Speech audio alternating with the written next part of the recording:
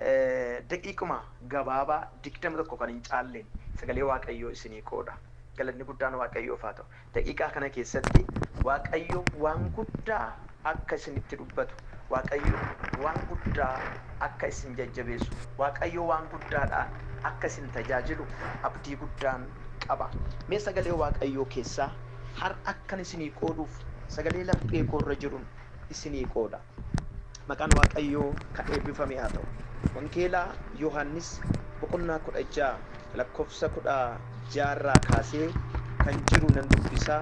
Maqaa Yesuusiitiin akkana jedha. Yohaannis 16 kaasee. Yesuus yeroo xinnoo booddee na arguu hin dhabdu, ammoo yeroo xinnoo booddee deebitanii na argitu jedhe.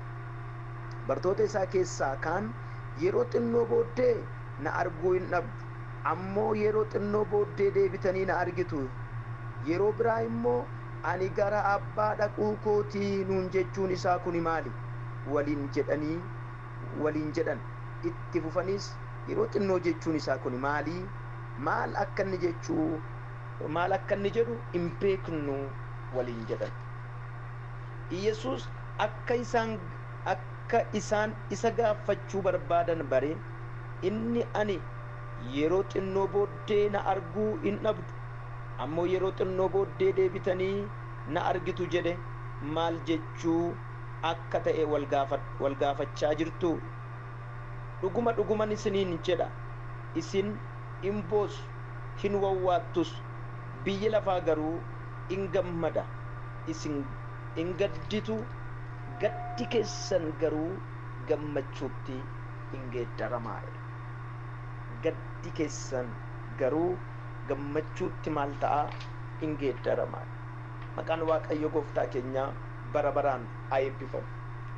Dubbii kana akkuma isinii dubbisee kutaa kana keessatti Gooftaa keenya Iyesuus Kiristoostu yeroo itti tajaajila isaa isa biyya lafaa xumuruudhaaf jedhu, yeroo itti ergama abbaan isaa Waaqarraa isatti kenne, ergama isa guddaa isa ittiin nama oolchu, ittiin dhaloota oolchuuf jedhu raawwachuudhaaf jirutti barsiisa yookaan dubbii inni bartoota isaatti dubbateedha.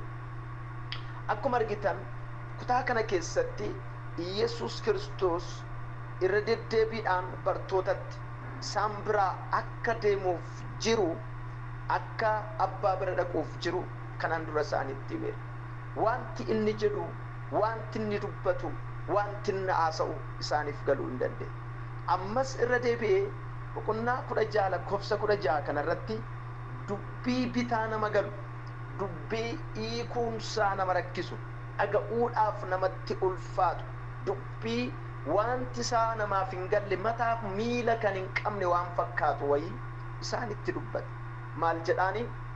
Yeroo xiqqoo booddee na dhabuudhaaf jirtu, na hin argitanii, na barbaaddu, na barbaaddanii nan argitan, iddoo isin nan argine, lafa isin nan argine nan naqaa jetti.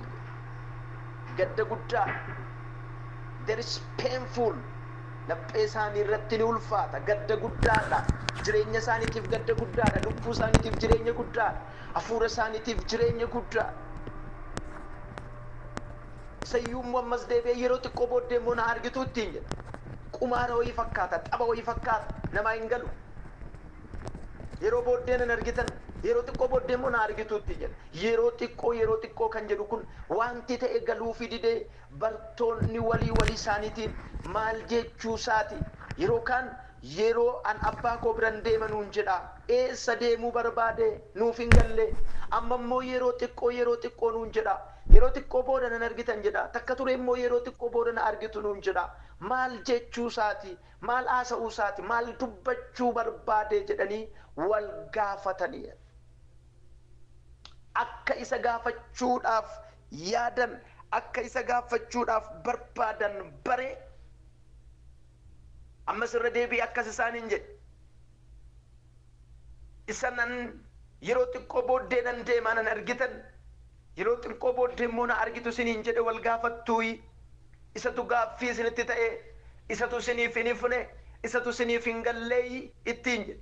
Eeyyee jedhan, malsiirraa eegan, deebiirraa eegan. utuu deebisa kana hin deebisiniif ammas deebisee akkas isaaniin jedha. Eeyyee dhuguma isiniin jedha. Yeroo xiqqoo booddee nan argitan, yeroo xiqqoo booddee immoo na argitu. Kana duwwaa miti. Baay'ee ulfaata dhaga'uuf gurra namaatti kan hin tolle, gurra bartootaatti kan hin tolle, habdii isaanii kan jeequ, laphee isaanii kan jeequ, amantaa isaanii kan jeequ, jilba kan isaan buusu, dubbii hadhaa'u dhaga'uuf namatti hin tolle tokkotti dubbata akkasittiin jedhe. In gadditu, hin wawwaattu, hin boochu.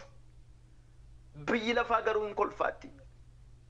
Maal jechuu akka ta'e tilmaama. Kuni fooniin hin ulfaatu, namaa hin galu. Foonitti ni cima. Yaadi Waaqayyoo yeroo baay'ee foon keenyaaf gufuudha, foon keenyaaf faallaadha, foon keenyaaf lola, foon keenyaaf kiyyoodha. Waaqayyo foon kofaana waliigalee hin beeku. Waaqayyo foon keessa wajjin waliigaluus hin barbaadu, waliigalees hin beeku, waliigaluus hin fedhu. Fooniif hin cima qaba. Hin hadhaa, hin ulfaata.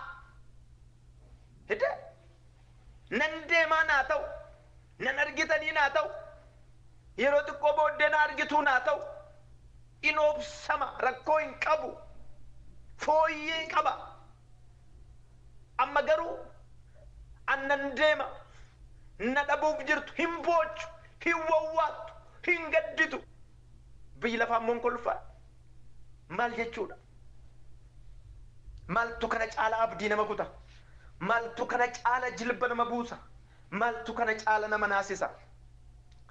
Yeroo biyyi lafaa kolfu boo'uu caala gaddi hin jiru. Yeroo biyyi lafaa gammadu gadduu caala, yeroo biyyi lafaa kolfu boo'uu caala, yeroo biyyi lafaatiif bal'atu michooti ta'u dhiphachuu caala wanti jilba nama buusu hin jiru. Biyya lafaa kan jedhu kun warra isatti hin amanne. Biyya lafaa warra jedhu kun warra kaayyoo Waaqayyoo hin beekne, warra isa hin ari'anne, warra isaan duukaa hin buune, warra isaaf hin jiraanne, warra isa wajjin ba'anii hin galle, warra isa wajjiniin hin sochoone, isaan hin kolfu isaanii jedhe. Isaan hin kolfuuf jiru. Kolfi isaanii irra darbuudhaaf jira. Gammachuun isaanii irra darbuudhaaf jira. Boqonnaan isaanii ammaaf irra darbuudhaaf jira. Isin garuu hin boochuu wawwaattu. Hin gadditu ittiin jedha.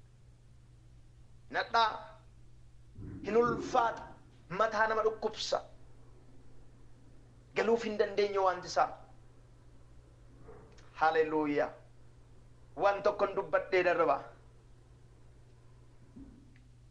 Gaddi kee gadda cimaa, gadda lapheessi cabsu, gadda cimaa, gadda mogoleessi buusu, gadda cimaa, gadda si yaaddessu, gadda cimaa, gadda mataa gadi si qabu, gadda cimaa, gadda si yaaddessu yoo ta'e, boo'ichi wayii yoo sitti dhaga'ame, dhiphinni yoo sitti dhaga'ame, yaaddoon yoo sitti dhaga'ame, sodaan yoo sitti dhaga'ame, hin gaddin, abdiin kutatiin. Yeroon kun yeroo ce'umsaati malee yeroo badii keetii miti.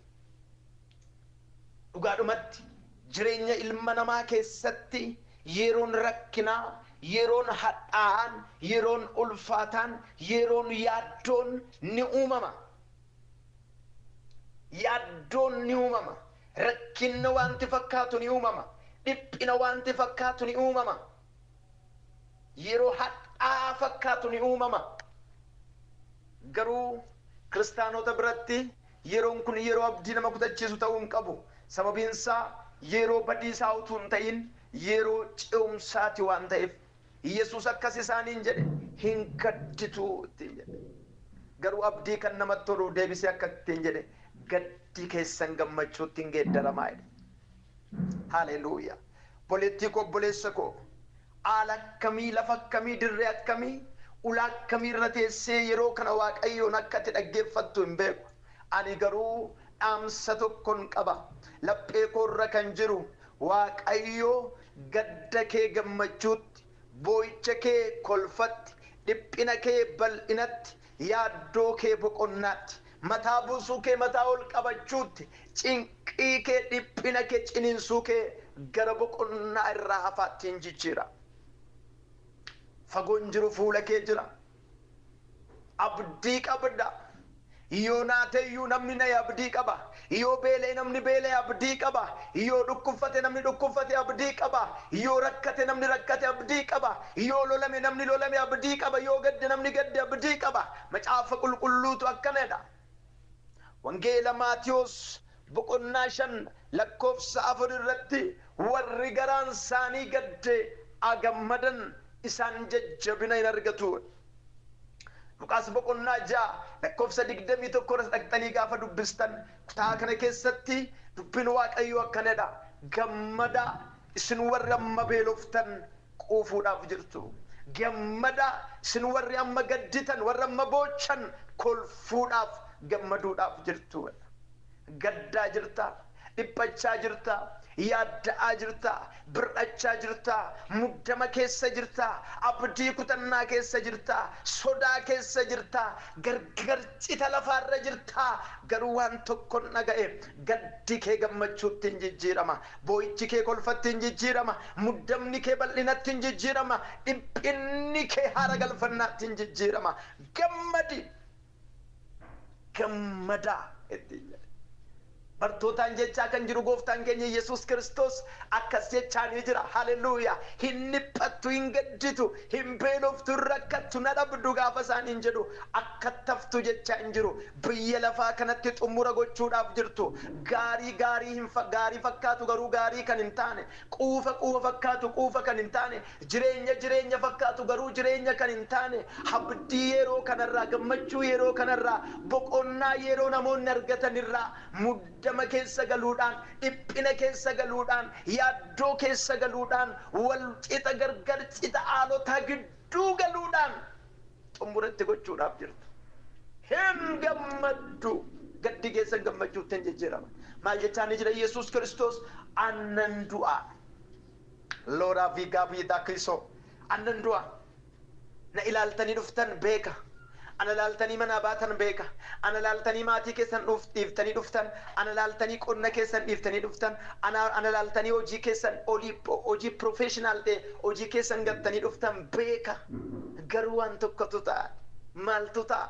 Haleluuyaa. Wanti ta'u tokko jira. Wanti ta'u tokko maalinni beeka isa kana. Isaan kun gadda keessan guddaa utuu hin ta'in gadda keessan guddaatti xumura yeroo godhanin. Gadda keetti xumura godhuudha jedhe. Boo'icha keetti xumura godhuudha jedhe. Yaaddoo keetti xumura godhuudha jedhe. Dhiphina keetti xumura godhuudha jedhe. Mee waan tokkoon dubbadha. Sagalee kana yeroon dubbadhu hafuurri qulqulluun konfirminaa godha.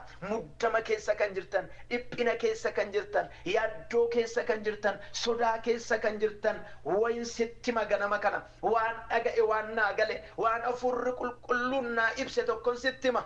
Gaddi kee kun gadda keetti xumura godhuudha. Dhiphinni kee kun dhiphina keetti xumura godhuudha. Yaaddoon kee kun yaaddoo keetti xumura godhuudha. Kufaatiin kun kufaatii keetti xumura godhuudha. Hin kuftu deebitee, hin gadditu deebitee, hin dhiphattu deebitee, hin boochu deebitee, abdiin kutattu deebitee. Isa kana Waaqayyoo gadda keetiif gadda xumuraa sii godha. Amiin jettaa laata? Leebaarii daakuma timi bartoota nan du'a yeroon du'u isiniif hin galu, yeroon du'u waan hin dhuuf isinii hin galu. Haleluuyaa. Nan du'a, du'aan gatii keessan isinirraa hin baasa. Ana dhabuudhaan hin gadditu, ani isin biraa fuudhamuudhaan hin gadditu. Qobaatti waan haftan isin fakkaata. Luuraa shimoo yeroo xiqqoodhaaf isinitti dukkanaa'a. Yeroo xiqqoodhaaf bitaa isinitti gala. Yeroo xiqqoodhaaf kanatti gortan waan fuutan wallaaltu, waan itti hiiktan wallaaltu. Yeroo xiqqoodhaaf waan dubbattan dhabdu. Garuu maadaa kipuriidha. Yeroo sana booddee an deebi'ee du'aanan ka'a. Du'aa ka'uu koo booddee waatu gad isinii lakkifama. Hin gammaddu, gaddi keessan gammachuutti jijjiiramatti jedhe. Maal jechaa jira? Hin dubbata sanan dura isaanii hin galu. Itti haasa hin barsiisa sana dura isaanii hin galu. Ammaa booda garuu jedhe. Haleluuyaa. Du'aan ka'a. Guyyaa 3 booddee deebi'ee du'aanan ka'a. Isa kanatti hima. Dhuguma Yesuusin gaafa qaban Yesuusin gaafa fannisan Yesuusin gaafa awwaalan gaddi akkamii laphee bartootaa keessa akka ture macaafa qulqulluu keenya irraa ilaaluu dandeessu. Gadda guddaatu ture. Manatti cufatan waan dhiyaachin hafuttiin se'an hinda'uun duuti sun du'a isaaniis akka ta'e isaanis du'uuf akka jiran isaanumti du'uudhaaf akka jiran du'uuf akka isaan eeggatutti yaadan sodaa kana ture dhiphina kana ture abdii kutannaa kana ture. Galanii balbala cufatan keessaa meelaafaan miira akkamii akka ta'e ilaalaa. Cufatan balbala cufatan keessaan balbala cufatan keessaan cufatanii taa'anii gaddu keessaan cufatanii taa'anii boo'u keessaan cufatanii taa'anii dhiphatu. Barsiisaa isaanii isa isaan ilaalanii manaa ba'antu bira hin jiru. Barsiisaa isaanii isa isaan ilaalanii manaa ba'antu isaan dhiisee deeme. Hin ulfaata hin gad hin hadhaawa. Haleluuyaa. Balbala cufatanii iddoo isaan taa'anitti olitti seenee nagaan isinii haa ta'u. Haleluuyaa. Nagaan isinii haa ta'u ittiin jedhe. Nagaan isinii haa ta'u ittiin jedhe. Nagaan isinii haa ta'u ittiin jedhe. Har'as wayin dubbadha. Haalati cuftee keessa jirtu. Rakkii lakkuu dafina dhiphinootaaf muddamati cuftee keessa jirtu kana keessatti harka nagaa sii dhaamu, miilla nagaa sii dhaamu, afaan nagaa sii dhaamu, arraba nagaa sii dhaamu si erge. Haleluuyaa. Gammadaa. Warri gaddanaa gammadan isaan jajjabina hin argatu. Jajjabina jajjabeessaa hin argatu. Haleluuyaa.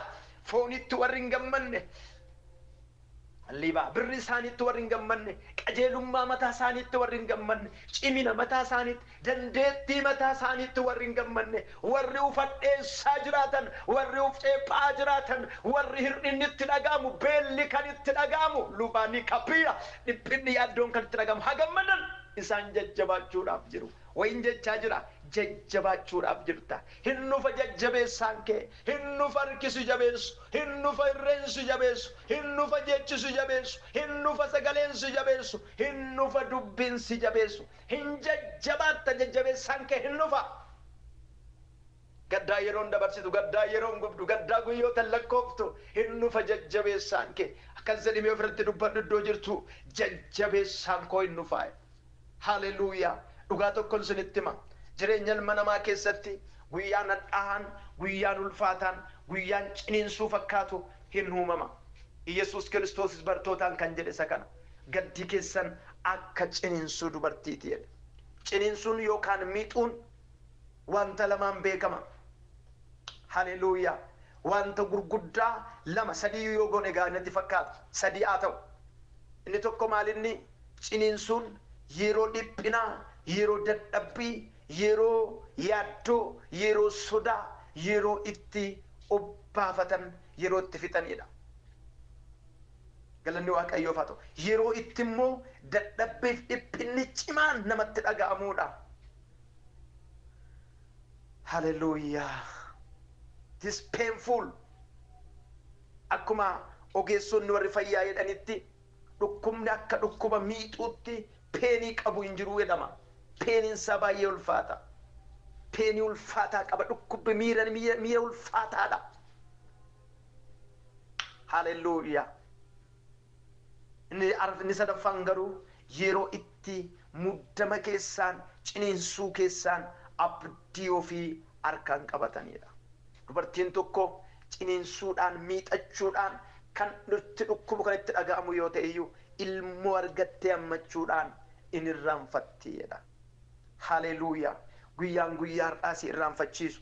Jireenyi har'aa si irraanfachiisu.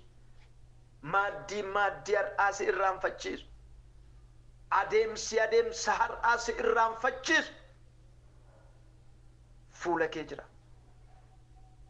Dhiphinni kee yeroo yartuudhaaf, dhabni kee yeroo yartuudhaaf, yaaddoon kee yeroo yartuudhaaf, sodaan kee yeroo yartuudhaaf, bir'annaan kee yeroo yartuudhaaf, loorii kee minazito rolo shiba yeroo yartuudhaaf dhiphatta, yeroo yartuudhaaf yaaddofta, yeroo yartuudhaaf mataa buusta, yeroo yartuudhaaf sitti dhaga'ama.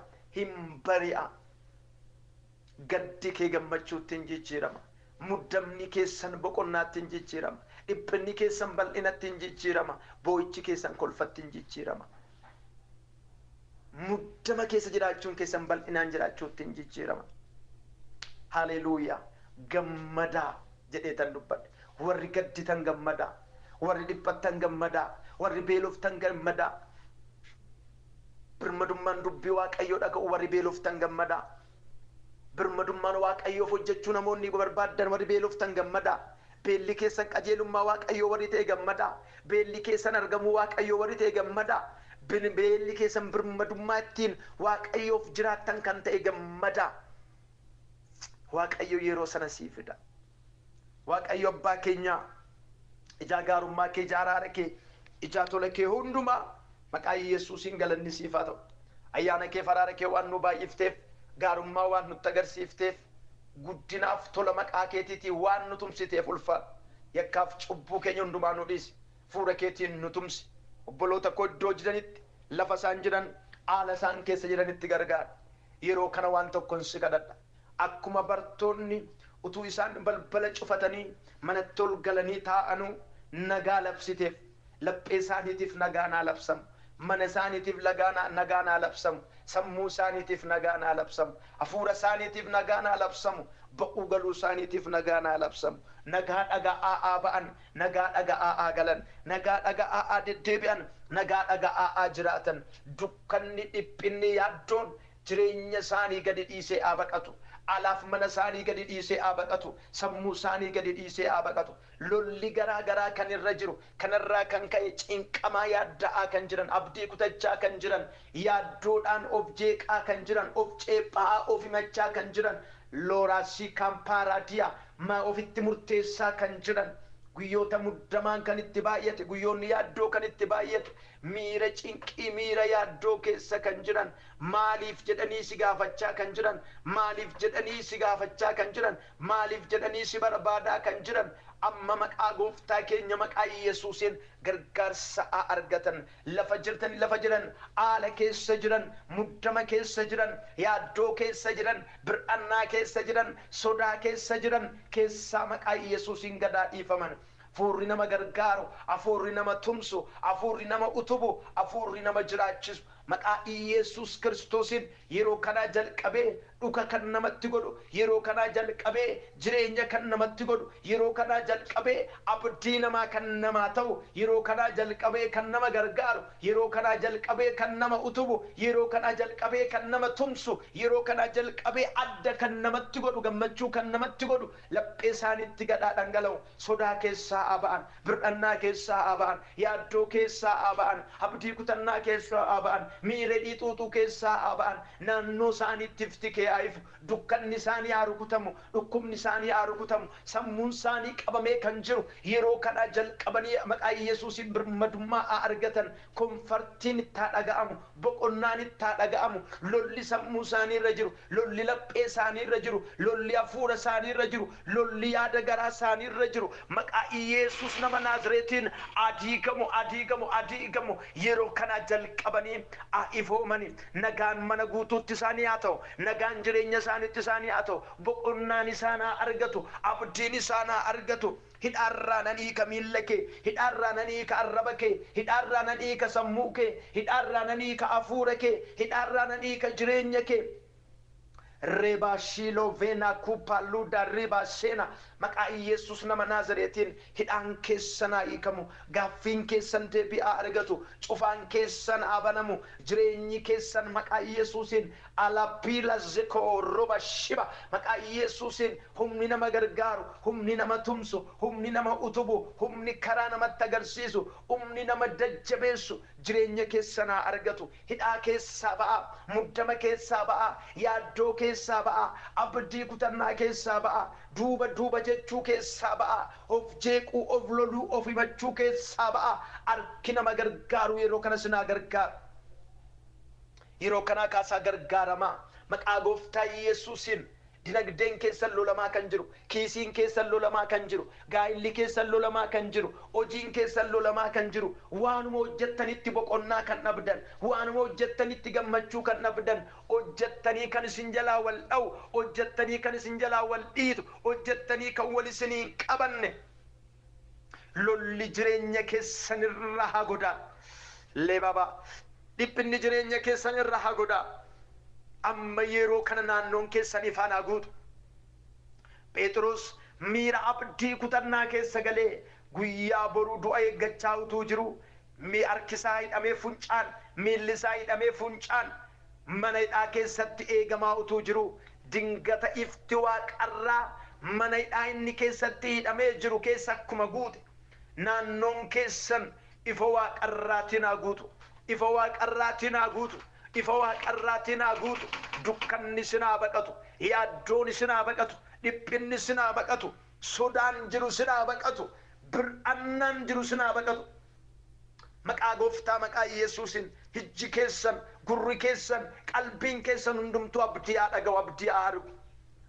Maqaa Yesuusin abdii dubbadhaa, abdii argaa, abdii dhaga'a. Dadhabbii keetti jesii godheera, dhamaatii keetti jesii godheera. Walitti siifaa qabatu, wal siifaa waamu. Akkuma lafeen warra Israa'eelotaa inni gargar cabe erga fuurri Waaqayyoo itti ba'ee booddee wal barbaade akka galumsa isaatiitti walitti dhufe. Wanti wal si jalaa dhiite, wanti wal si jalaa dha'e maqaa Yesuusin walitti siifaa dhufu. Reebaa shikoo walitti siifaa dhufu, wal siifaa barbaadu. Arrabni kee gaddarraa, jireenyi kee gaddarraa dhiphinarraa gara gammachuutti, gara kolfaatti, gara boqonnaatti haa darbu. Dukkanni kee fattaa jijjiiramu, muddamni kee bal'inatti haa jijjiiramu, boo'ichi kee kolfatti haa jijjiiramu. Maqaa Yesuusin kuni jireenya keessan irratti haa ta'u. Kana waan gootuuf ulfaadhu. Gargaarsi kee waan nu wajjin ta'uuf, dubbii kee waan nu ergiteef, ajandaa kee waan nu ergiteef, fuura keessa dhugaadhaan, dubbii keessa dhugaadhaan, ayyaana keessa dhugaadhaan nu wajjinii waan taateef ulfaadhu. Sagalee keetiin jiraachuu, ittiin deddeebi'uu, ittiin yaa Waaqayyo jabaachuu akka dandeenyu nu gargaara. Ayyaana kee nuuf baay'isi, obboloota koo gargaara. Jireenyi isaanii haa ifu, lapheen isaanii haa ifu, hafuurri isaanii haa ifu. Kana hunda waan gootuuf ulfaadhu. Maqaa jaallatamaa ilma kee Yesuusiin አሜን። ሰላም ለእናንተ ይሁን ውድ እግዚአብሔር ወንድና ሴት ልጆች በየትኛውም የዓለም ክፍል ያላችሁ የእግዚአብሔር ፍቅር የክርስቶስ ኢየሱስ ሰላምና ጸጋ የመንፈስ ቅዱስ ኅብረትና አንድነት በእያላችሁበት ከሁላችሁ ጋር ይሁን እያልኩ ይህ ፕሮግራም ኬቨን ዌይ ኢንተርናሽናል ቸርች ወናንተ ማስተላለፍላችሁ ፓስተር ያሬድ ነኝ። እግዚአብሔር አምላካችን በጌታ በክርስቶስ ኢየሱስ ስሙ ከዘላለም እስከ ዘላለም የተባረከ ይሁን። ኢየሱስ ክርስቶስ ጌታ ነው። እንግዲህ አንድ ብለን የጀመርነው 8ኛ ዙር የ40 ቀን ጾምና ጸሎት ፕሮግራማችን ከተጀመረ ዛሬ 18ኛ ቀናችንን ይዘናል። ጌታ የተባረከ ይሁን። አንድ ብለን የጀመርነው 8ኛው ዙር የ40 ቀን ጾም ጸሎት ፕሮግራም ዛሬ 18ኛ ቀን ሆኖናል። በዚህ ኢዮብ ምዕራፍ 42 ቁጥር 5 ላይ ባለው ቃል መሰረት መስማትን ሰምቼ ነበር አሁን ግን አይኔ አየች በሚለው ቃል መሰረት የተጀመረው ጾም ጸሎታችን እግዚአብሔር በመካከላችን ድንቅና ተአምራትን ያደረገ የታመሙትን እየፈወሰ የታሰሩትን እየፈታ የወደቁትን እያነሳ ያዘኑትን እያጽናና ፍቃዱን ሐሳቡን በመካከላችን እየፈጸመ ስላለ ጌታን እጅግ አድርጌ ስለ ሁሉም ነገር አመሰግናለሁ። እናንተም በሀገር ውስጥና ከሀገር ውጭ ሆናችሁ ይህንን ፕሮግራም እየተከታተላችሁ ያላችሁ በሙሉ በእያላችሁበት እግዚአብሔር በነገር ሁሉ ይባርካችሁ ማለትን እወዳለሁ። ወገኖች ሆይ እግዚአብሔር የማንም እንባ የማንም ጊዜ የማንም ገንዘብ የማንም ጉልበት ባለ ዕዳ አይደለም። እግዚአብሔር ይዋሽ ዘንድ ሰው ይረሳ ዘንድም አመፀኛ አይደለም። ስለ ስሙ የምናሳየውን ፍቅር ይዋሽ ዘንድ ሰው ይረሳ ዘንድ አመፀኛ አይደለም። ስለዚህ ሁላችን በዚህ መንፈስ ሆነን በእግዚአብሔር አምላካችን ፊት ተግተን እንድንጸልይ በጌታ ፍቅር አበረታታችኋለሁ። ይህንን ደግሞ እያደረግን ስላለ ጌታን እጅግ አድርጌ አመሰግናለሁ። ጌታ የተመሰገነ ይሁን። ኢየሱስ ጌታ ነው። በጸሎት ርዕሱም በትምህርቶቹም በመልእክቶቹም በሁሉም የተባረካችሁ እየተጠቀማችሁ እንደሆነ ባለሙሉ እምነትና ባለሙሉ ተስፋ ነኝ። የጌታ ስም የተባረከ ይሁን። እንግዲህ እኛም ደግሞ እዚህ ከጾም ጸሎት ጎን ለጎን ብዙ ነገሮችን እያከናወንን እንገኛለን። መጽሐፍ ቅዱስም ሲናገር እኛም ባሪያዎቹ ተነስተን እንሰራለን የሰማይ አምላክም ያከናውንልናል ይላልና መጽሐፍ ቅዱስ። እንግዲህ እግዚአብሔር መከናወንን እንደሚሰጠን አምናለሁ። ጌታ የተባረከና የተመሰገነ ይሁን። ሁላችንም